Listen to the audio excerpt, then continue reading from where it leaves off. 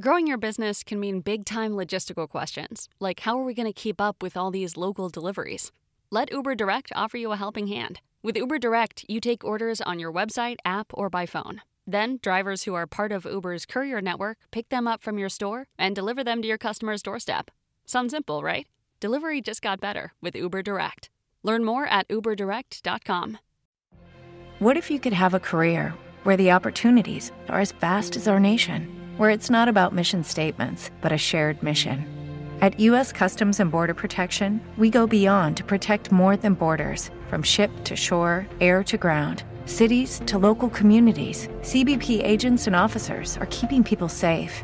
Join U.S. Customs and Border Protection and go beyond for something far greater than yourself. Learn more at cbp.gov/careers. Thank you for tuning in to the latest edition of the 12 Kyle podcast. Whether you're listening during your commute, while working out, or just relaxing at home, we appreciate you. Every download, every listen, and every subscription means a lot. Thank you for being part of the 12 Kyle podcast community. Stay tuned for another episode. This is the 12 Kyle podcast. Ladies and gentlemen, thank you for listening. Thank you for downloading. And thank you for subscribing to the latest edition of the 12 Kyle podcast. I am your boy, 12 Kyle. Man, check this out. On this episode, what I want to talk about is the intern that failed. I got a story to tell. I'm going to tell you about a young man who had an internship and it failed. Back in the fall of 1996, a young man was on the campus of South Carolina State University, headed toward graduation. He was going to graduate in December of 1996. But that fall, it would be the final semester of college. It would be his final semester at South Carolina State University. He had already completed his eligibility of football.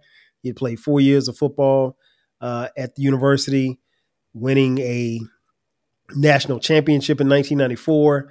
But that was it. He was turning his vision and his goals toward the next move. And the next move was this internship. This young man had a bright future ahead of him, or at least so he thought. Well, he knew it, but he wasn't really sure which way he was going to go. His major was marketing. However, he had a minor in radio broadcasting. And it's interesting because a lot of people would tell him later on in life, you sound like you should be on TV or radio. There's a reason why. He had a minor in radio broadcasting. That young man was yours truly, 12 Kyle. So yeah, the fall of 1996, I had an internship that actually failed. And I think it's important to tell this story because there's always a segment of people, be it right or wrong, that think that, you know, some of us did everything right or did it the right way. No, we made some mistakes along the way. We bumped our head a few times. I try to tell my kids, I made a lot of mistakes along the way. I'm not ashamed to say that. I mean, I'm human. The objective is to not make the same mistake twice, right? Because if you don't make the same mistake twice, that means you've learned from that mistake. And more importantly, as a parent, as a father, I want to ensure that, or at least do my best to ensure that my kids don't make the same mistakes that I made. But let me take you back to 1996. Again, it's the fall. Football's over for me. I am a, as we would call them, regular student, right? So I'm doing this internship. Well, I'm pursuing my my undergraduate degree in marketing with a concentration in a minor in radio broadcasting. One of my professors, Gil Harris, shout out to Gil Harris. He is still, at the time of this recording, the public address announcer at our football games at South Carolina State University. And that's just hearing him call the games when I go back for football games or if I go back for homecoming is still fun to hear. That being said, Mr. Harris presented an opportunity for me. He said, hey, we may have this internship that I would like for you to apply for. I was like, okay, Mr. Harris, what you got? And he said, the internship would involve you working at Channel 10. Now, for those of you who aren't familiar with South Carolina, and most of you wouldn't be because y'all ain't from there, I went to school at, again, South Carolina State University. Channel 10 is news station WIS, and it's located in Columbia. Now, Columbia, the distance from Columbia to Orangeburg, where I went to school, roughly about 35 miles. So it's not a long drive. At least it's not a long drive now, but I'm older now. Back then, it seemed like forever. But nonetheless, the internship would involve me for a couple of days a week going to Columbia and working at Channel 10. Well, this is perfect because I wanted to eventually move from radio to TV. I thought radio, and the only reason why I was pursuing a minor in radio broadcasting was because we didn't have a major in it and we didn't have TV broadcasting as well, because I would have majored in broadcasting in college as opposed to marketing. And subsequently, 2 years after I graduated, they got both, but that's beside the point. So I'm presented with this opportunity to go work at an unpaid internship at WIS Channel 10. And so I was like, okay, bet, let me do it. And so I'm thinking in my head, like, this is going to be great. For one, I get the opportunity to not only be in Columbia, where is, if you're familiar with your geography, Columbia is the capital city of South Carolina. I get a chance to be in Columbia, but also get a chance to, get my foot in the door in this industry. And in my mind, I'm thinking, hey, I can be an intern. And if I do well enough, by the time I, graduate in December, they'll offer me a job. And the next thing you know, I'll be working at Channel 10 doing sports, which would be perfect for me because that's right up my wheelhouse. I was a guy who watched ESPN Sports Center every single day. I knew of everybody. Fun fact, there was, in my hometown of Florence, South Carolina, there was a guy on Channel 15, which was the ABC affiliate, who actually got his start there. And he would later go on to ESPN. But his first job as a sports reporter was at Channel 15 in Florence. That guy was the late, great Stuart Scott. In fact, Stuart Scott's first interview was my uncle, Harry Carson, who at the time was a member of the New York Football Giants. He played for 13 seasons there and is now in the Pro Football Hall of Fame. So I'm a big Stuart Scott fan. I'm a big ESPN fan. I watch ESPN every day. I know sports. I just finished playing football. This would have been perfect. So I jumped at the chance to go work and do this internship at Channel 10. Everything was great. Mr. Harris made a few phone calls. I don't even think I filled out any paperwork. I think he nominated me and it was just really just me accepting it. And this was a relationship that between South Carolina State University and this news station. And it was the first of its kind. Nobody else had this opportunity. So this was the step. This was the step to get me into the door. this was the step to, in my mind, start my career in broadcasting. And so I think the idea was I was supposed to go to Columbia twice a week. I don't think it was 3 times a week. I think it was twice a week. So I think it was like, let's just say Tuesdays and Thursdays. And so, you know me, I'm hyped up. I'm gassed up. I'm ready to go. I go to Columbia, get to Channel 10, get introduced to some people. Now, the person who I was looking forward to meeting the most was the main sports reporter. I think he was sports director at the time. He may even still be the sports director for all I know. A guy by the name of Rick Henry. What was interesting about Rick Henry was his brother, and Rick Henry also used to work in my hometown of Florence, South Carolina. So, I was looking forward to meeting Rick. I was looking forward to getting to know him. I was looking forward to, getting experience under his tutelage, if you will. And so I'll never forget my first day. I go, I fill out, I get there, I fill out some paperwork, get introduced to some people, and, just kind of sitting around, not really doing much. The newsroom really wasn't buzzing that much.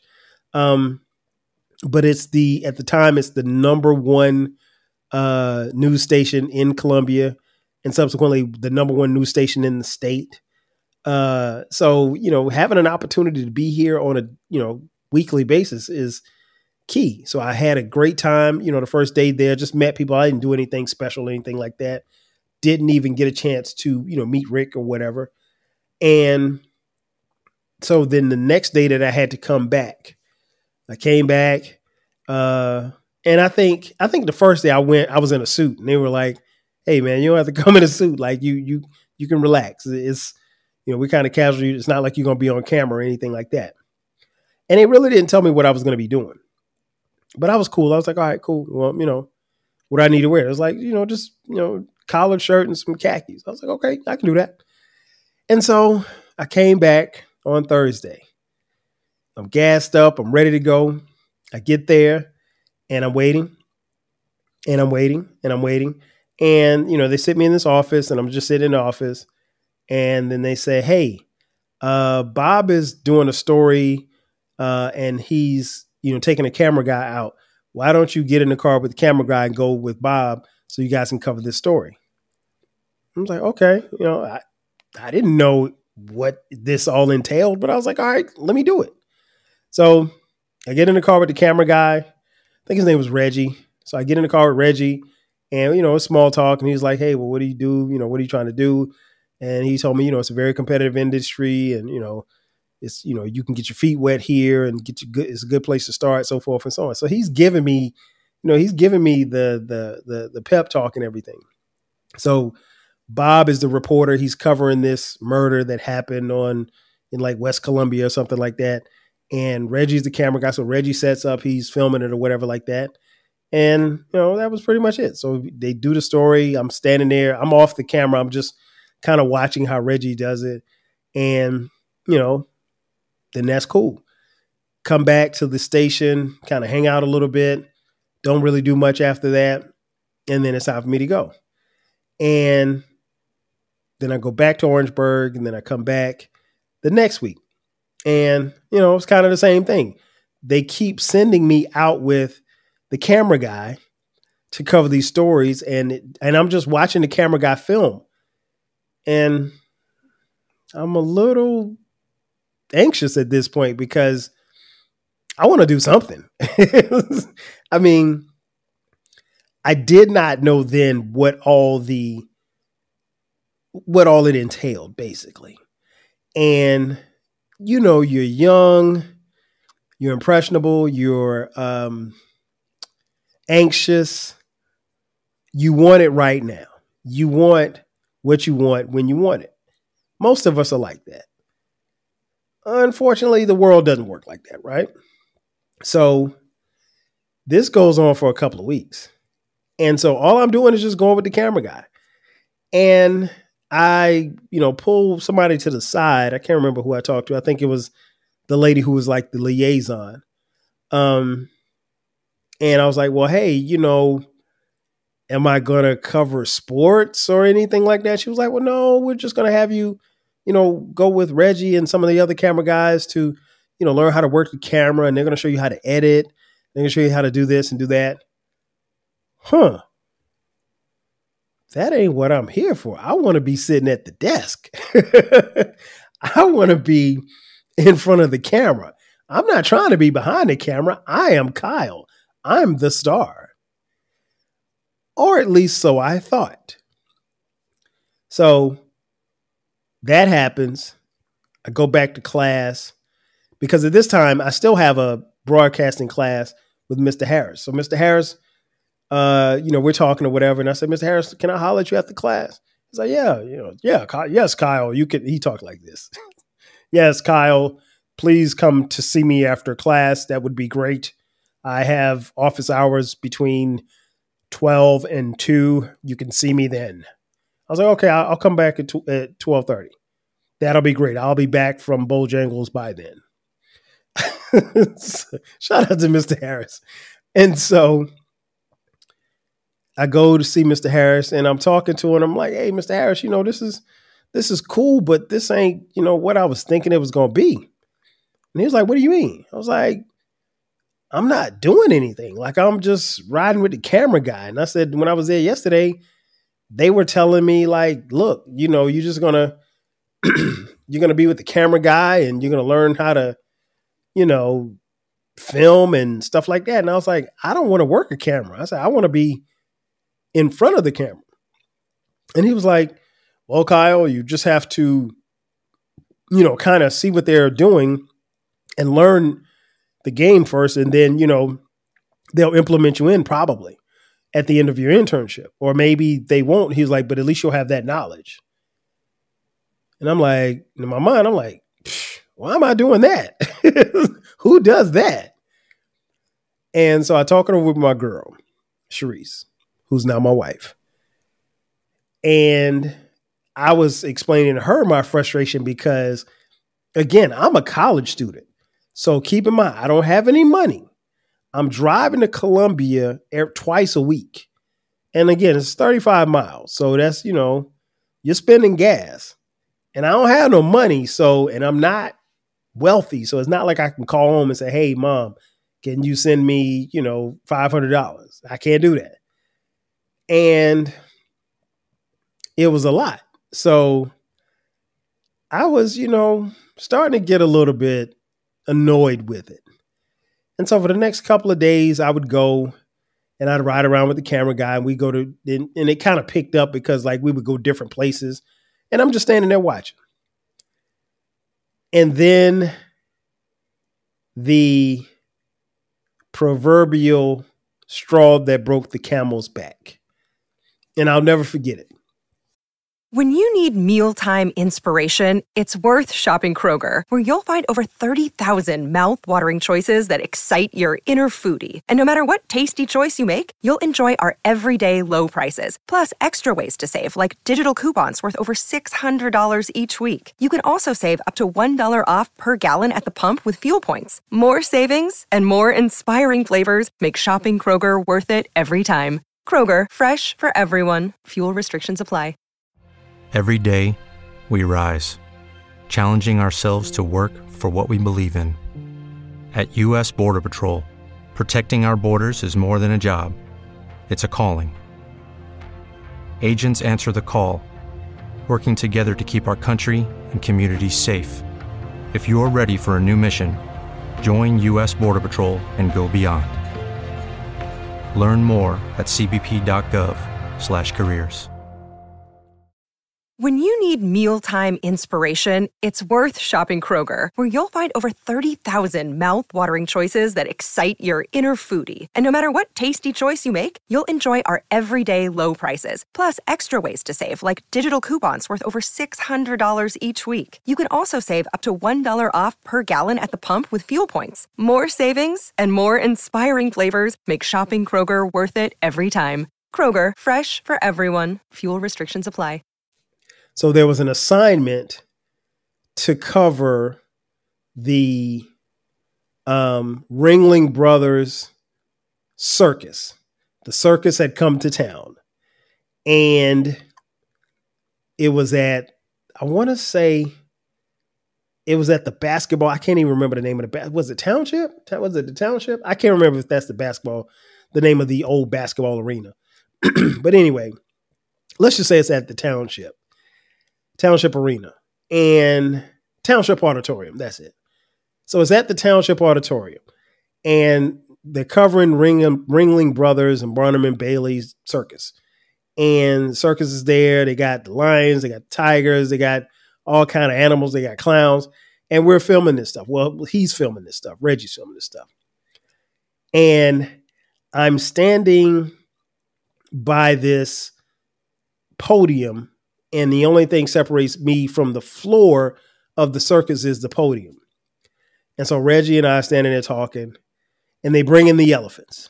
And these elephants are huge. I mean, they're elephants. You've never seen a small elephant. In fact, I'd never been that close to an elephant before, but it's the circus. So it's whatever. And I'm telling Reggie, like, hey man, when am I going to get a chance to, do some sports? Cause I'm a sports guy. I'm Mr. Sports. When am I going to get a chance to do that? And he's just like, just take your time. It's going to come. But in my mind, I'm like, I'm wasting my time. And when I talked to my girl, she pretty much said the same thing, like, yo, you wasting your time. And I was wasting my time, and I'm wasting money. And I'm not at this point in the position where I'm going to throw away money, right? So this was the turning point. So I'm standing there by this podium, and I'm hearing the tigers roar, and I'm hearing, all of this stuff going on. And the crowd is in there, people going crazy. I mean, the people are kind of milling around because the circus is just starting. And it hadn't really officially been in, but they walked the elephants in. And I'll never forget, this elephant made this loud noise. And I didn't know what the noise was because I was in the middle of a sentence talking to Reggie, and I had my back turned to the elephants. And the next thing I know, there's the nastiest smell that you would ever want to smell. And I look and I turn over my shoulder after the elephant makes this noise, maybe about 3 seconds later, after I get this smell, and the elephant has taken a dump on the floor. I was like, I'm out. I'm done. I was like, I didn't go to school for 5 years for this. Nah, man, I'm not. I'm done. D-U-N. I'm done. It was at that moment I quit. I'm done with this internship. And so we get back to the station, and I'm talking to the liaison lady, and she was like, well, yeah, we'll do this on Tuesday. I was like, I'm not coming back. What do you mean? I'm not coming back. I'm done. That's it. Today's my last day. And she was like, are you sure? I was like, yeah, I'm sure. And I got my little stuff, hopped in my Nissan Sentra, and drove back to Orangeburg. And so the lady makes the call to Mr. Harris. So Mr. Harris calls me. He calls me. I think he called my door. I wasn't living in the door. I was off campus. He called me off campus in my apartment. And he was like, Kyle, what is going on? And they told me that you quit. I was like, yeah, I'm done. I was like, man, I didn't sign up for this. I was like, I want to do sports. I don't want to be a cameraman.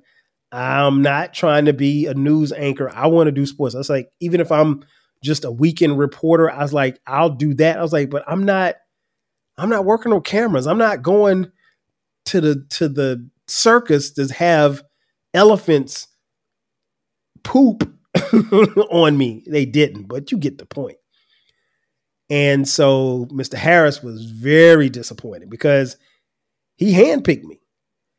And he said, he said, I wish you would have talked to me before you did this, because you have now put South Carolina State University in jeopardy of losing that partnership. I didn't think about it like that. Like, that was really a selfish move. I didn't even think that not only did I mess it up for him and his name, because he stuck his neck out for me. I don't know, to this day, I don't know how this position or internship was created. Not only did I jeopardize it for him and whatever relationship he had with that news station, but I also messed it up for the kid next semester because keep in mind, I'm graduating in 2 months. I'm messing it up for the kid next semester who is going to go to Channel 10, and the kid the following semester to go to Channel 10. And I didn't think about that. I was very selfish in that moment, and I was very impatient. And I let my emotions get the best of me. And I didn't think it out. And I think that was one of the few times in my life where I made a major decision and I did not consult with my parents. See, I have an awesome relationship with my parents, and I'm very thankful, for that. But, even to this day, I'm grown, real grown, but I don't make major decisions without, and I don't ask for my parents' permission, obviously, but I do keep them in the loop.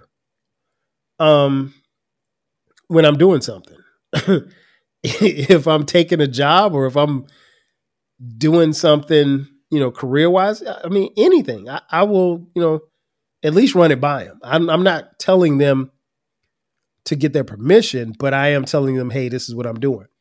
I know for a fact that my parents would have told me, like, look, don't quit.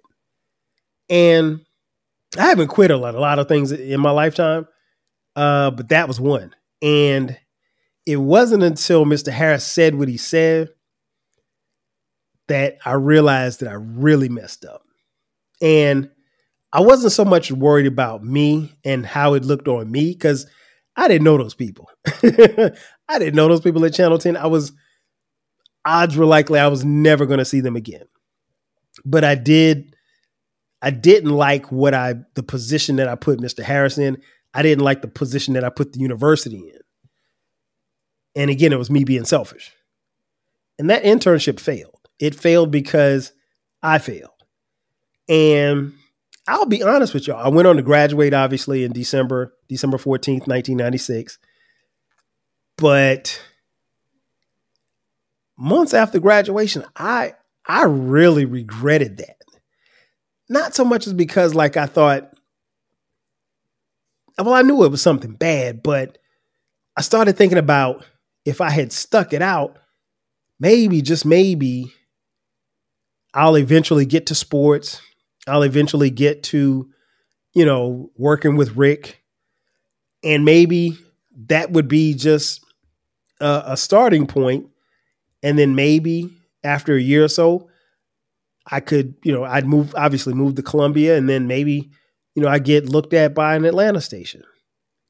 And I moved to Atlanta, or I moved to Jacksonville, or I moved to Cleveland. I don't know. But I failed. And I failed in effort, and I failed in communication. And it didn't have to be that way. But when you make decisions based on your emotions, more often than not, you're going to fail because you don't think it out. I didn't think that out. All I had to do was take a moment to really, really think about what the future would look like. And I'll be honest, I don't have a lot of regrets in life, but there was a point in time where I really regretted that move, because even coming to Atlanta, because like I said, I graduated December 1996, July 24th, 1997, I moved to Atlanta, and I've been here ever since. But Atlanta was riding the wave of, culturally, we're riding the wave of Freaknik. So there were a lot of people like me who were moving to Atlanta, a lot of young black kids. sports-wise, it was still reeling and riding the wave from the Olympics, which happened the summer of 96.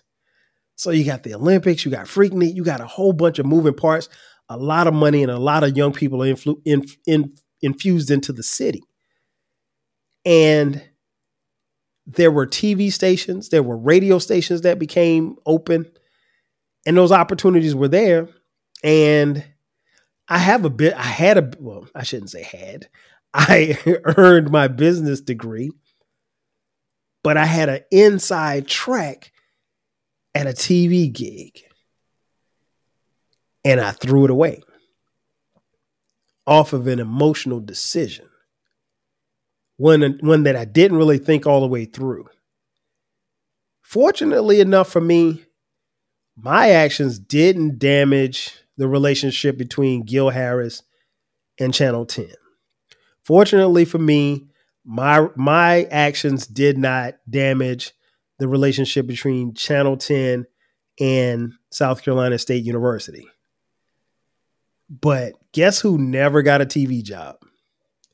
Guess who never got a radio job? Me. I don't regret it because my career path has been one that has been pretty good. But especially when I do this podcast, there are people who have approached me and said, hey, you probably should be doing TV or radio. There's no way in hell I'd do it now, because I don't think I could make the money that I would want to make in it. But if I had taken it then, I'd be making pretty decent money, I think. And I may have bounced around, but I don't have any regrets now. I'll just put it like that. I think I chose the path and I ran the race that I was supposed to run, and it's turned out pretty well for me. But I can only reminisce and tell you that if you think I didn't make mistakes along the way in this lifetime, you're crazy. There were mistakes made. There were things that if given a chance, I'd probably do them again differently. But no regrets at this point. No, I'm cool. But if I had to do it all over again, I still may have quit. I wouldn't have done it the way that I did it, though. And let that be a lesson to you all that are listening. Never make emotional decisions, because you never know who you may affect down the road. More importantly, yourself. That's going to do it for me. Ladies and gentlemen, thank you for checking out this edition of the 12 Kyle Podcast. Be sure to subscribe to the podcast. The podcast drops every Thursday and every Sunday at midnight. You can find the podcast wherever you get your podcast and wherever you can stream it for free. That's where we are. Speaking of free, we're on YouTube. Got a YouTube channel. Subscribe. Make sure that once you subscribe, you hit the like button, hit the notification button. That way you get notifications when the episode drops. What's important about that is that the YouTube drops before the audio drops. And the great thing about YouTube is that we have both audio and visual for the YouTube channel. If you're on social media, hit us up on Twitter X, Instagram, Facebook. What else? We're on Threads and TikTok at 12 Kyle Podcast. If you feel so inclined, you want to support the podcast financially, a couple of ways you can do that. Look in the description box. There's a link that says merch. Click that link. You can get 12 Kyle Podcast t-shirts, hoodies, mugs, posters, whatever you want. We got it at a very low price. You can also hit us up, Cash App, $TWELVEKYLE. Again, that's going to do it for me. I am your boy, 12 Kyle. I'll catch you guys next time. 5 G's. Thank you for tuning in to the latest edition of the 12 Kyle Podcast. If you enjoyed today's episode, make sure to hit that subscribe button. Share the podcast with a friend who needs the 12 Kyle Podcast in their life. Every listen, every share, and every subscription helps us grow. So, go ahead, subscribe now and share it with a friend. Thanks for being a part of the 12 Kyle podcast community.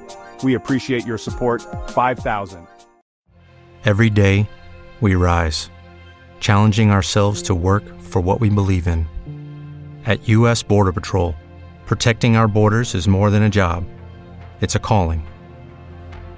Agents answer the call, working together to keep our country and communities safe. If you're ready for a new mission, join U.S. Border Patrol and go beyond. Learn more at cbp.gov/careers.